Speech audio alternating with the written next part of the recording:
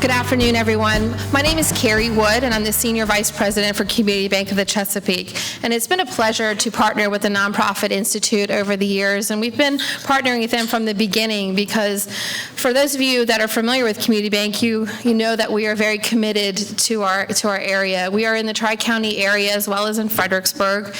And we work with a lot of people in this room, a lot of familiar faces that we deal with every day as they face the challenges in the nonprofit industry. And all of our managers, loan officers, and market managers do a really nice job of teaming up with nonprofits to figure out what the challenges are that you face on a daily basis and how can we partner together to help you grow within your nonprofit and provide you solutions from regular everyday banking to, how are you going to make sure that the money that you are getting in for your nonprofit, how do you keep that safe and secure?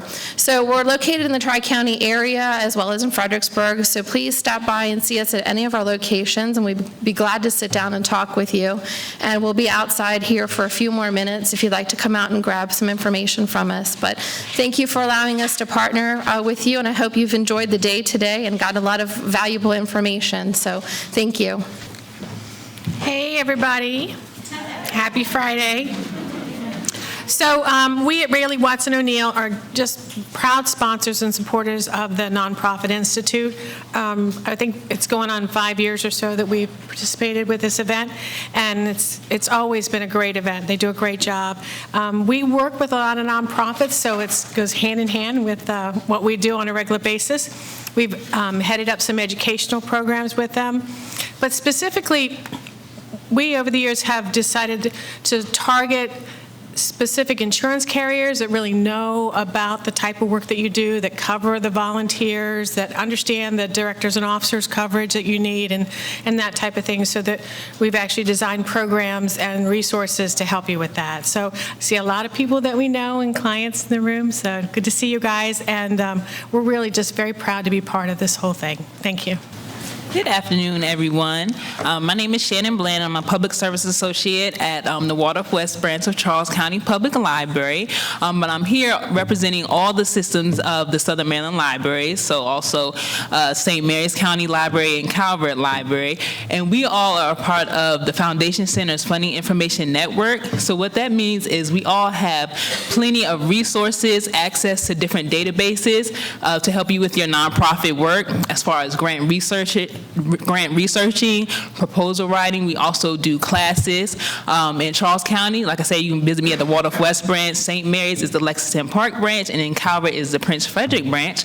I'm here with Jennifer Kavanaugh of St. Mary's, and we're out at the first table, so please stop by and visit us and find out about all the great resources we have for you guys. I'm Julie Walton. I'm the director of the Charles County Community Mediation Center, and it resides here at the College of Southern Maryland. And I do want to give Dr. Gottfried kudos for the person. He's really was instrumental in bringing this community mediation center to Charles County. We are providing free mediation to all the residents of Charles County, and we do all kinds of mediation, business, customer satisfaction issues, family issues, employment, landlord-tenant issues. We bring community mediation to schools. We're also doing community conferencing, which is a restorative justice practice. We have a wide variety of services. We've really been working with the government organizations. We've only been open for a year. We've been working with them the first year, and now we really want to move in and talk to all the various community organizations and associations this year. So I invite you to stop by my table to get more information about what we're doing and help us get the word out. This is the last county in Maryland that didn't have a community mediation center. Now every county in the state of Maryland has a community mediation center providing free mediation to the residents of that county. So it's pretty spectacular what Maryland is doing in the conflict resolution field. So again, please stop by my table and I can get you some more information. We can do presentations at various organizations, and we can also do workshops, conflict resolution workshops. Thank you. Our format for today is that each panelist is going to share a short bio and then talk about some of their successes and challenges, and for challenges, how they overcame them, and then any kind of unique leadership characteristic they think they bring to their organization. We will have time for Q&A. Good afternoon, everyone. Can you hear me okay? Okay. Well, again, my name is Ellen Flowers Fields. Currently, I work here at the College of Southern Maryland. I manage the Small Business Development Center services that are offered in Calvert, Charles, and St. Mary's counties, and our objective is to support entrepreneurial growth and development around the region. I see many of you that we work with in various capacities and partnerships, and we appreciate that ongoing support. I've been a Southern Maryland resident for nearly 17 years, and I've seen tremendous growth, challenges, and change within our 3 counties over that period of time. And the word nonprofits is something that's been in my life since I was born. I was born in a nonprofit private hospital. I went to a nonprofit private Catholic schools. And I've been involved in charitable work and giving for a number of years. I had the privilege of starting, running, and then eventually closing a nonprofit here from 2001 till about 2008 called Southern Maryland Works, where I was heavily involved in federal and state workforce development programs. So I managed a nonprofit from its very inception to its closure. I've also had the privilege of working as an employee of a nonprofit and directors of various nonprofit programs. I think the biggest challenges that I faced in my roles was really trying to secure sustainable funding, which I know all of you face. So being a strong community advocate, being a strong grant writer, someone who had an eye towards solicitations and could write a compelling story became very important. I think my successes in that area was that I learned not to chase money. I learned to pursue needs where there were clear, quantifiable needs in the community. Grant money could be found. Very often we find the grant, then we try to fit the need into the grant, or we start doing things that aren't close to our mission and vision because we need the money. And before you know it, we've wasted a lot of time and a lot of energy, and we're exasperated because our true goals have not been met. So successes within that have come with finding out what the needs are and finding money to support the needs. I had a very, very wise colleague who told me years ago, the former CEO of what used to be Savista Hospital, some of you might have known her, Christine Stefanidis, told me one day that if money is your only problem, you don't have a problem. And when she said it, I thought, this lady's drinking. But I've learned since that conversation with her that that is absolutely accurate. If money is your only problem, the only problem you have is finding someone with it who believes what you believe. And there's always someone with it who believes what you believe. If it's a compelling enough need, if it's a compelling enough challenge and can be presented properly, whether it's a government entity, an individual, another nonprofit entity, so partnerships become so very important. So my career has really involved around public service, whether it's been in workforce development or now in entrepreneurial development. It's really been about helping people get from point A to point B, and that's required me to lean a lot on public and private resources, both competitively and non-competitively, to get that job done. And so my management style really has focused on the needs of the community and the needs of the individuals who I'm working with within the organization.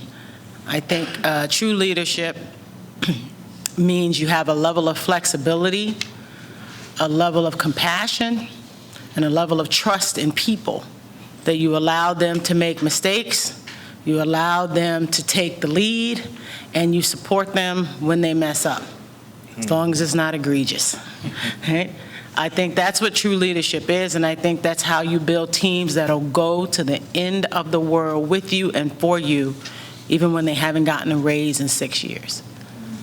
That's leadership. I'm a resident of Calvert County, lifelong resident of Calvert County. I was in law enforcement for 10 years, and for the last 21 years, I've been the president of Bernie Fowler Homes.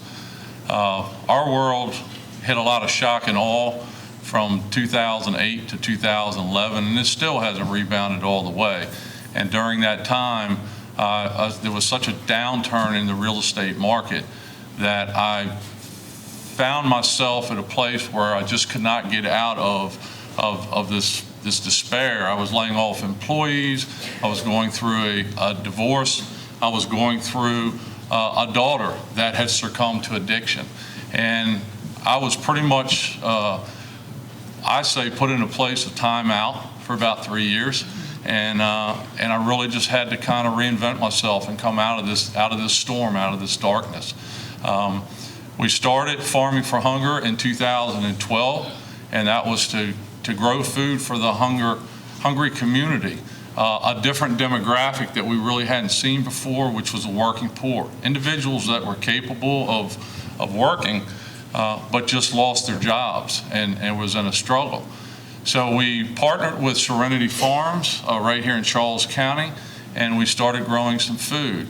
And the volunteers started coming, and during the week we realized we needed help with harvesting, boxing, and distributing the product that was going out. We did this in partnership with the Maryland Food Bank. And the food, part of the dilemma what we started running into is the food was being shipped to Baltimore just to be weighed and documented, and then it was getting sent back down to Southern Maryland. You know that fresh fruits and vegetables have a shelf life and they start going bad really fast. So there was some obstacles that we ran into, but meeting with the Maryland Food Bank, we were able to come up with a plan to create a satellite farm location. And that's what we are at Serenity Farms. We're a satellite location for the Maryland Food Bank to show how we can harvest the food and distribute the food within the same day or within 24 hours without going to Baltimore, and to create additional satellite locations around the state that the food is grown in everyone's backyard and it can stay in everyone's backyard. But what I didn't realize and what came to fruition was that hunger comes in a lot of different ways. I thought it was physical. And so when I went through the struggles with my daughter, when Dave Robinson lost his daughter in 2014 on the farm from a heroin overdose, we started incorporating other areas of hunger, what we're faced with in our community. That's when the relationships with the men of the Department of Corrections, which was no easy task, you talk about an obstacle and something to overcome, was to try to convince the Department of Corrections that I wanted to bring inmates out, not only just to work with helping us with the food, but they would be working side by side with families and field trips and school groups and everyone that were coming out there, church groups. And for years there was resistance, but we started to break down those barriers, because what they didn't realize is that is early opportunities to re-socialize. So as these men are out there doing their job every day and having conversations, and some of you that are in the crowd today have been out there and know exactly what I'm talking about, it gives them an opportunity to get rid of some of the anxiety that they have. So they're doing good for the community and they're serving with others, and the volunteers that are there are also realizing, wait a minute, there's more to the backstory of this individual. And maybe I had him labeled or had her labeled a certain way.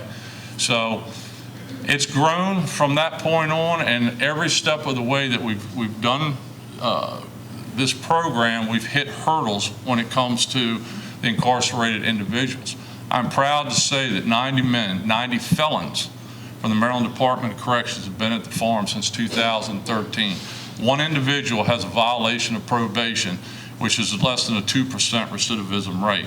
So It really works when community comes together. That's one of the strengths that I think that we've proven with our program.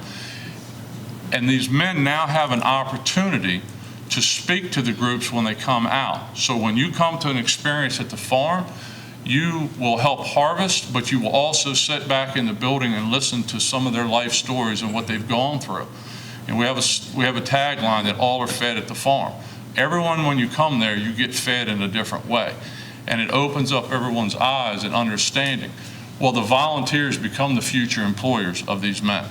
And I'm very happy to say that Cheney Enterprise really got this. They stepped up. They've hired 3 men with over 65 years of incarceration between the 3 men. They're now concrete drivers for Cheney Enterprises, and they're able to pay taxes and live a productive life and give back. Those same men are also speakers that we are now using in different schools that we're going into. Talk about another hurdle. Try to take an ex-inmate into a school system. I've been known to bend the rules a little bit along the way, but you have to understand that it was my faith that got me back through this. It was my struggle that got me through this. And that I'm willing to bend those rules to see results of what's going on. And I would say for where I'm at in a leadership capacity, it's not been like what it was when I was the president, or still in the president of the building company, looking at my bottom line. You know, we're growing communities now. We're growing a healthier community, and that's where I'm at with this. And thank you very much for the time.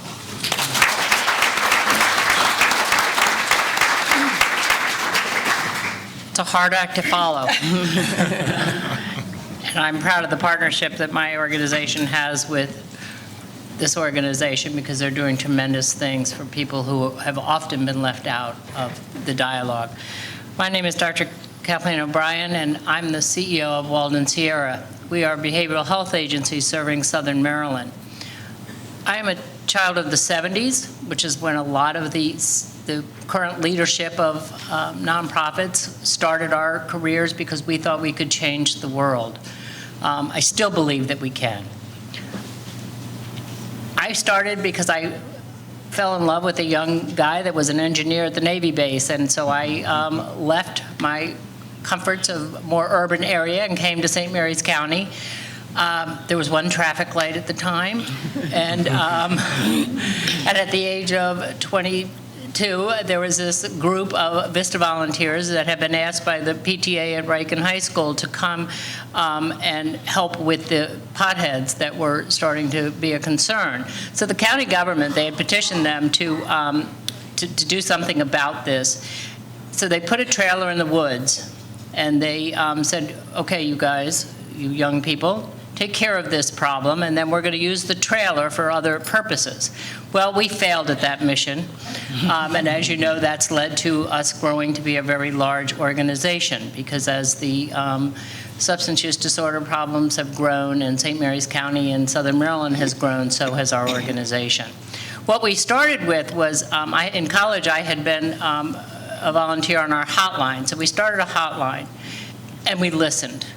And we heard what the needs were, and they were tremendous. I had no idea of what I was doing. And I also really missed the city, so I kept going back to school. It was my way to both go back to see friends and get education and to learn the craft. But we had a tremendous passion. We listened to the community, and we built all of our services around what those needs were. So we built our substance use disorder program, outpatient services. We started a shelter for runaways. We started a domestic violence program. I was among a group, there was no money for that, but we really believed that we needed to help women, so we petitioned the state government to put a tag on the marriage license fee. We're kind of infamous for that. Some of the legislators still remember that we did. That was the last time they allowed a tag on marriage licenses or any other fees for services. But it goes to what I think has been said here. we were really trying to fill the need, and so we started to respond to the need and then found money to support it, and it's always been there, and it continues to be. So we have grown now to be a nationally accredited full continuum of services in the substance use disorder and mental health arena, and there's a lot of work still to be done. We've grown from that ragtag group of us in that I'm from New England, and Walden's Pond is nothing like the place that we had on St. Andrew's Church right next to the landfill where everybody leaves their crab shells after a nice picnic.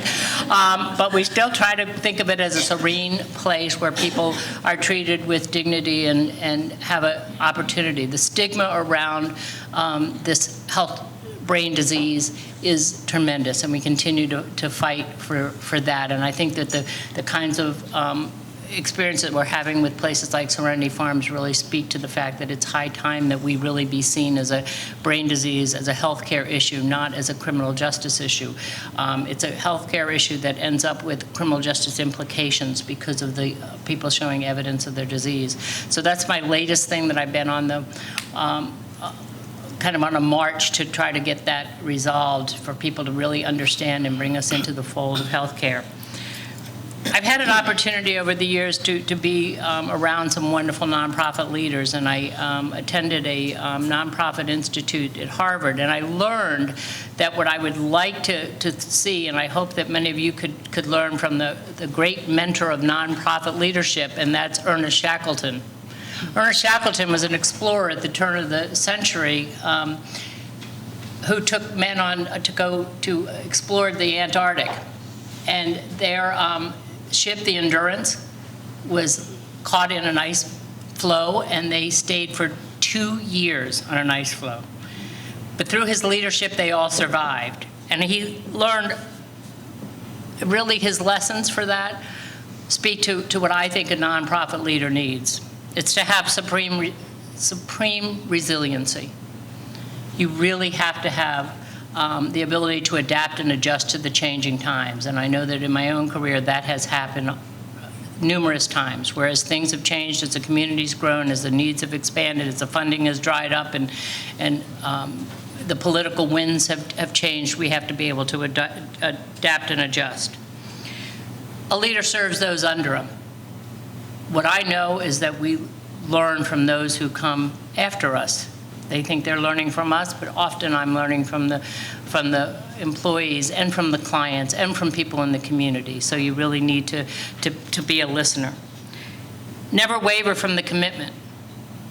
I find that this work can be very difficult and very tiring, but the energy that comes from seeing the changes that take place in people's lives reinvigorates me and recommits me to continue to do this work. And put yourself on the line. Sometimes you're going to face incredible odds. I think that that's one of the things that's part of what makes us strong leaders, is the willingness to stand up for what's right, to stand up for the vulnerable, to stand up for those who don't often have a voice at the table, and to make sure that you're there. And what I would really, when asked about leadership, we were talking at the table at lunch about, how would you define yourself? I would love to say that I'm a servant leader. I'm not sure that all my staff would. They might think I'm an autocrat. I'm not sure how they would see me. But it's about, I often find that being transformational, about really looking, how do we transform the issue that we're concerned about? How do we change it? How do we really help the people and inspire people around us to stand up and to speak? And so what I would hope is that there's a combination there of some part, and that the other part is to build leaders. My concern at this point in my career is that we were talking also at the table about how much longer are we all going to be able to do that. We have got to grow up the next generation of leaders that have that same sense of passion, that have that commitment to doing the work that needs to be done, to making sure that the people that we serve have the dignity and have the place at the table. So I've often find myself in a situation where I become very political. I am not a politician, but I feel very strongly about the things I feel strongly about, and that's quality treatment for people who have behavioral health issues. And so I will go to the lengths, any length that it takes to do that.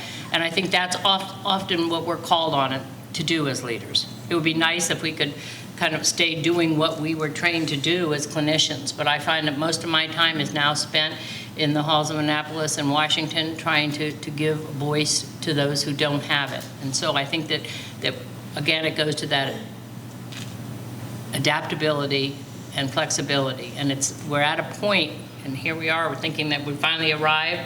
I think we're still on the iceberg. And so I think we're still surviving and looking at how do we become more creative and more innovative and more passionate about the work that we do.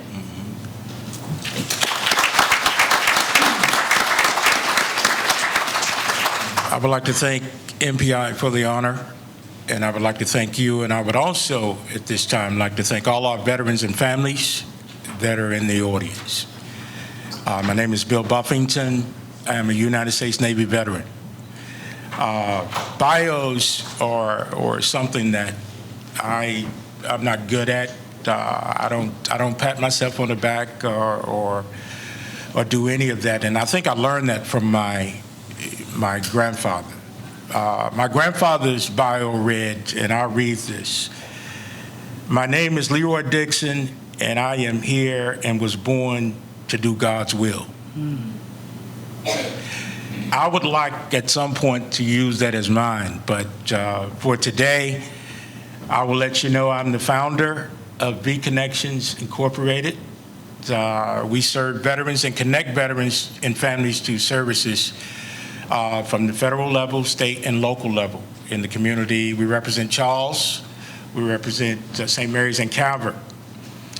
I am also the founder of the V Connections Coffee Breaks that are becoming famous, sponsored by Chick-fil-A. I am also co-founder of the College of Southern Maryland's Veterans Organization, which is now, I think we have a number of 65 veterans, up to 65 veterans, and that number is increasing as we go day to day. And lastly, I'm proud to say I'm the Veterans Liaison via our partnership with the College of Southern Maryland for the College of Southern Maryland. So that's enough about me. But we connect, and prior to this, I was a VP of a marketing IT firm out of Hebron, Kentucky. And we downsized with the IT industry taking the hits they took back in the 2000s, early 2000s. And I didn't know what I was going to do. So my daughter, who's a psychiatrist, using her talents, she talked me into coming back to school at 58 years old. I chose the College of Southern Maryland. As a veteran student here at the College of Southern Maryland, and being the part of the partnership, the co-founders that started the organization, we got a chance to talk to a lot of the veterans here, student veterans attending the institution. And we also got a chance to talk to their families. In talking to their families, God led me to find V Connections, which is, again, an organization that connects our veterans and families to resources here in the county primarily, and then, again, from the federal and state level. We focus on the most underserved population in the country, which is the rural area veterans and families. Rural area veterans and families. There are a total of 49,000 plus veterans in the 3 counties. Charles County represents 18,000 veterans. There's a high percentage of veterans that are underserved, unaware of resources that are available. And our job is to, as V Connection volunteers and staff, is to go out and educate and bring awareness to our population with a target set on our Western Charles County and our troubled rural areas. In 2016, and successes to us are long-term and short-term. As a veteran receiving benefits or a family looking to receive transitional housing, our successes are long-term and some can be short-term based on the case. In 2016, we assisted in Charles County 500 veterans and families. 500 veterans and families. We haven't even touched the surface yet. The Department of Aging, which we are a partner of, we assisted 175 senior veterans and families. November 2016, which is one of my favorite, and I will keep this because of Dr. Godfrey. Dr. Godfrey saw the opportunity for V Connections to come in and partner to help support and assist our veterans, not only here on campus, which can be from 900 plus, but he also saw an opportunity for V Connections to partner with CSM to go out and touch our veterans that are looking to come to school and families looking to come to CSM to assist them and make them aware of all the resources here at CSM. In January 2017, and this is my favorite, we served 58 service women and got results for every service woman that we went in front of. Thank you. Thank you. Thank you. Challenges. I think funding, nonprofits talk about funding every day, don't we? I think Ellen touched on that, and I have to say no more. But there are innovative ways. There are foundations out there. There's so many places you can get funding. It's just taking the time to sit and look and do the research and get the assistance. We have grant writers in the room that can help do that research for you. We have partners. I'm an advocate for partnerships. And it's not, don't be afraid of partnerships. Here in Charles and in certain parts of St. Mary's and Calvert, partnerships, we get timid. But use your partnerships. Federal and state level gives you more money if you got partnerships. Think about that. Use that as a value-added tool to get what your mission is for your organization and partner. Don't be afraid to partner.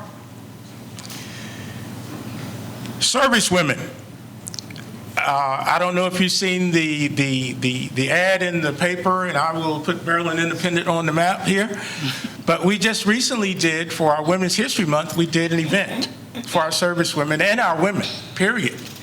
And we need to bring voice to our women and their concerns and their needs. Our health care for our service women is terrible. We focus on those type things. I need help in focusing and doing a better job on those type of issues and concerns. Our service women are heroes, and their voice needs to be heard. As an advocate at the state level, on Capitol Hill, sitting on a couple of the committees that I sat on for women, we got to get that out there. I need partners to help get that out there. What else do I have on my list here? I was the leadership piece was funny for me, because when blessed with a vision, you get selfish. I know I do, and I did. My vision was my vision, but it's not my vision. God gave me the vision for the people in the community. It cannot be my vision. There has to be flexibility. I've learned flexibility. I've learned patience.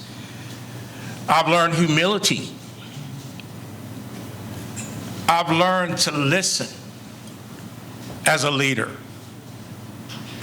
When God has blessed you with a vision, live the vision, but be flexible enough for everybody else to live the vision as well. Thank you. I should have gone first.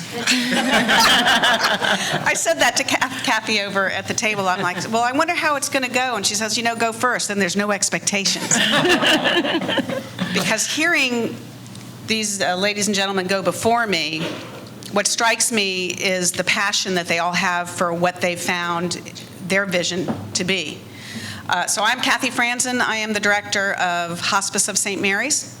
I have been a nurse for a very long time. I'm pretty sure that Moses and I went to school together way back when. I started working for MedStar St. Mary's Hospital 21 years ago, and on the floors, I found that I gravitated toward taking care of people who were terminally ill. Whereas some people might run in the other direction, I grabbed my tissue box and I went forward to be with them.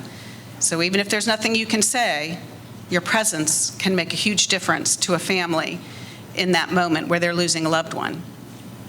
So I had the opportunity to join hospice, and I joined as a staff nurse. So I pretty much really worked my way up. I had done many long nights of call. My favorite night was when I came home. It was probably 5:30 in the morning. I put my head on the pillow. I thought, okay, let me just lie down for 45 minutes before I have to get up and go to work. The alarm went off and I got up and my husband said, oh, it was a really quiet night. You slept all night. I said, I was gone all night. You got to sleep. I didn't get to sleep.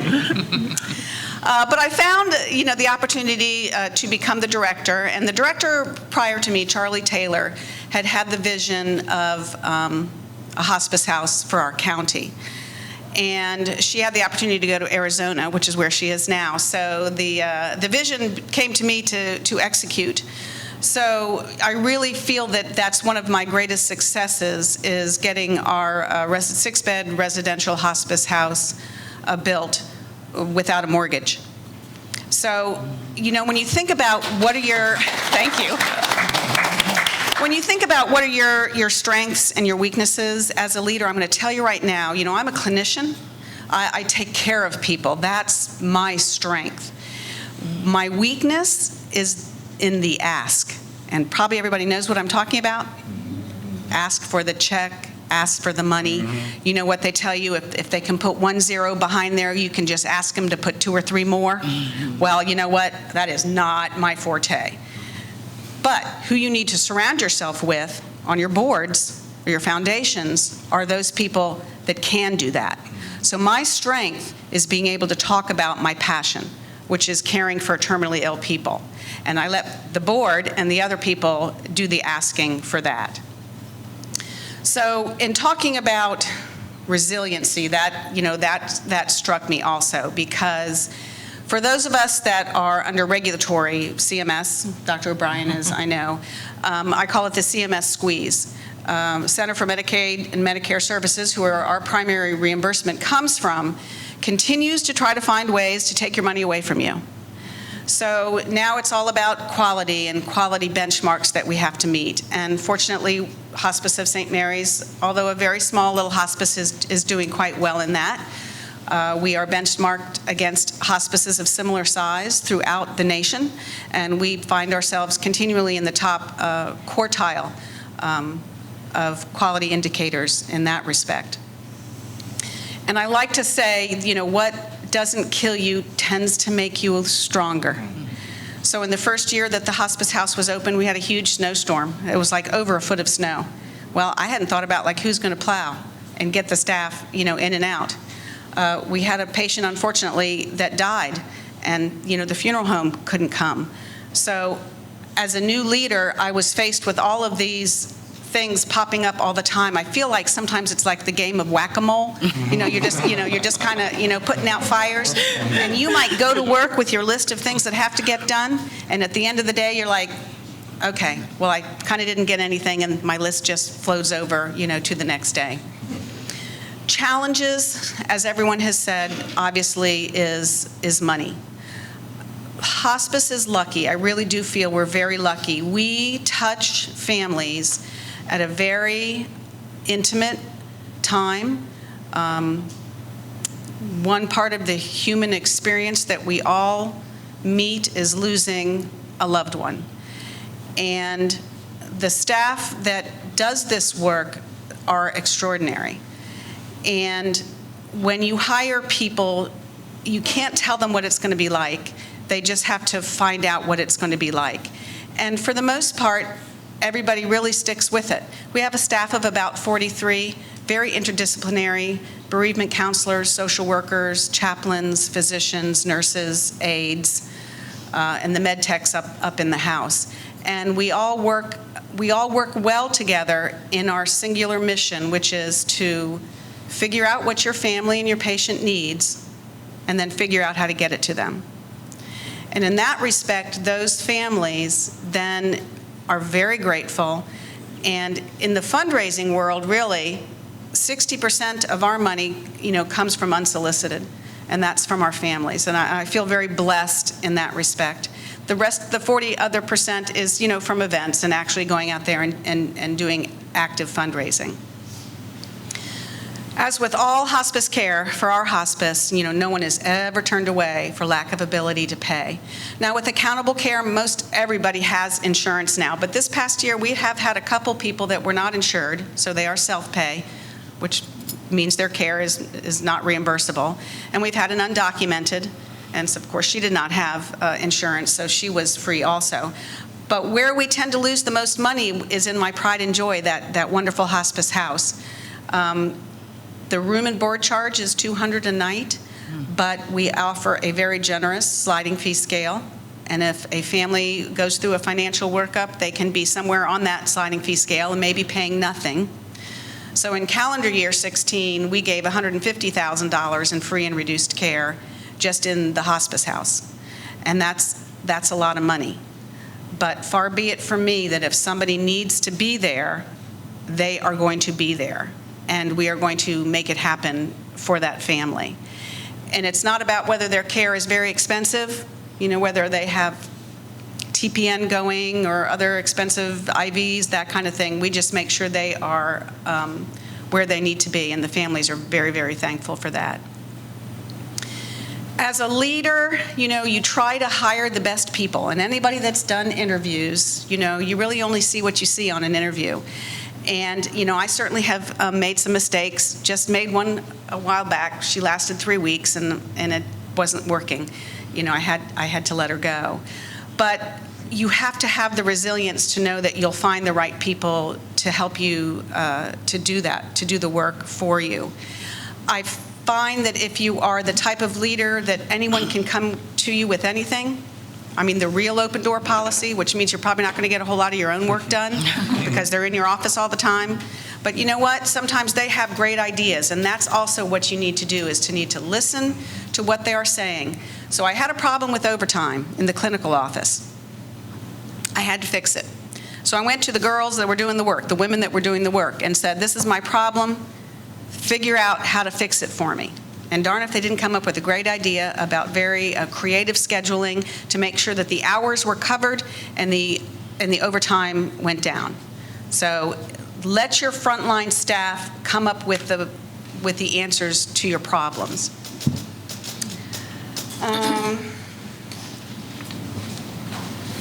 I'm also feel very strongly that a leader needs to be able to jump in and do the work with the staff. So, and that can become difficult because for those of us that are behind a desk and doing some more paperwork, sometimes the clinical areas of it for me become a little bit dicier. But there was 3 admissions the other night. The on-call nurse obviously wasn't going to get 3 people admitted, and admission takes 3 hours. And I'm like, you know what, I'll take one. I'll take one up in the house and do it for you. I had to have some help, getting through some of it. But if they see that you're willing to do the work with them, they are more likely to help you do anything. The hardest part of leadership is change. And my favorite saying is the only constant is change, because that's the name of the game anymore. And whether it's finding people or finding funding or whatever it is that happens to be, it can be difficult. And you hear about change fatigue, with your staff, and that's something where the leader also has to always be supportive and helpful. So I wish I could have just said ditto, because of everything that they said before me. But last but not least, it's so important to be able to come to these type of events and it really does recharge your batteries. You know, you hear about everybody else's problems and issues and how they solved it, and you get re-energized to get up and face the day again, although I'm very glad it's Friday. Thank you very much.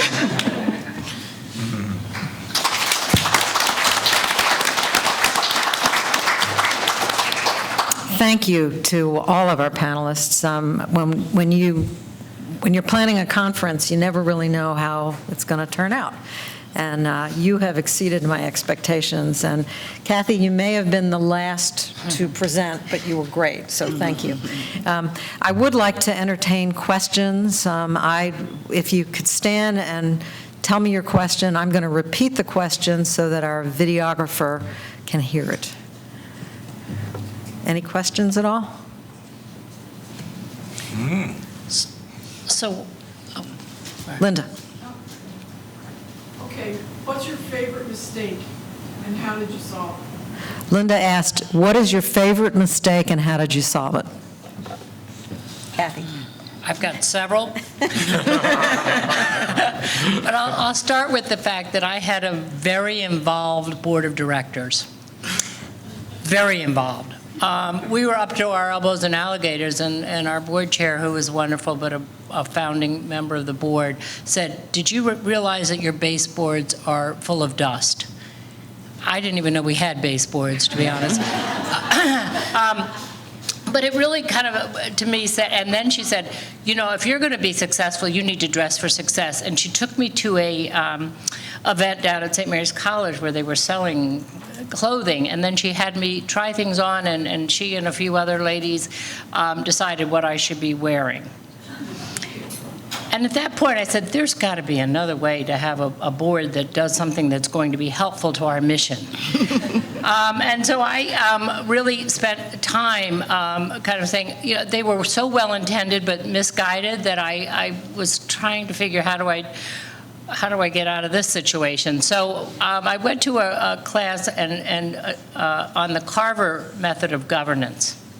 And it really spoke to me and about the fact that the board's role is to be doing governance and often to be doing fundraising and to be the ambassadors of the community. And that freed me and the staff up and let us do the job that we were supposed to be doing and gave the board a new direction and a new definition and a way to do the work that they really were meant to be doing. And we've grown and thrived, and there's a clear understanding and delineation of whose roles are who, and there's no more confusion.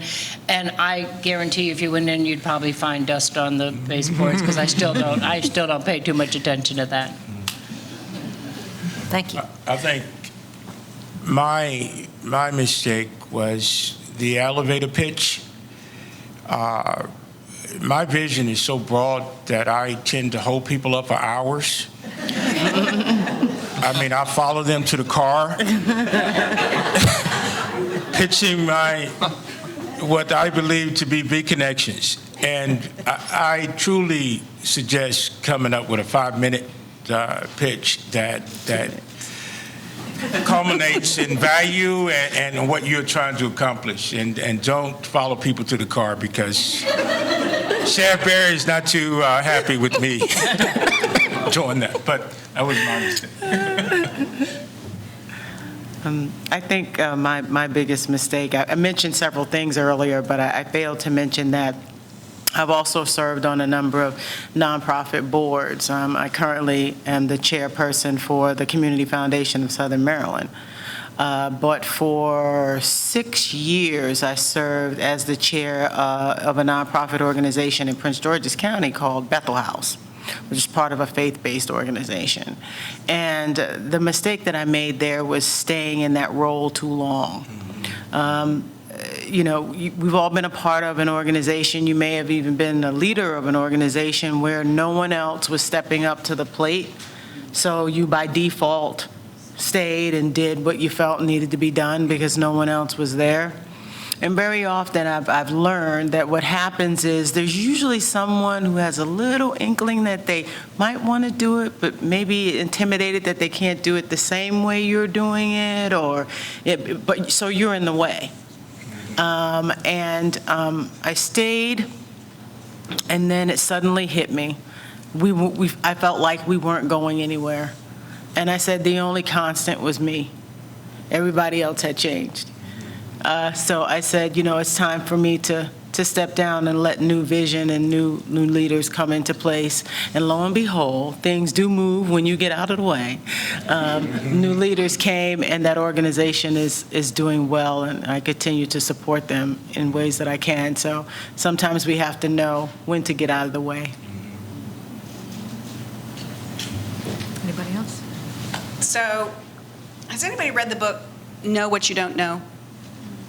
It's a good book to read. Another real good one is Team of Teams, kind of on a book theme by McChrystal. It's really about how to lead teams through times of change. It's a great book, Team of Teams.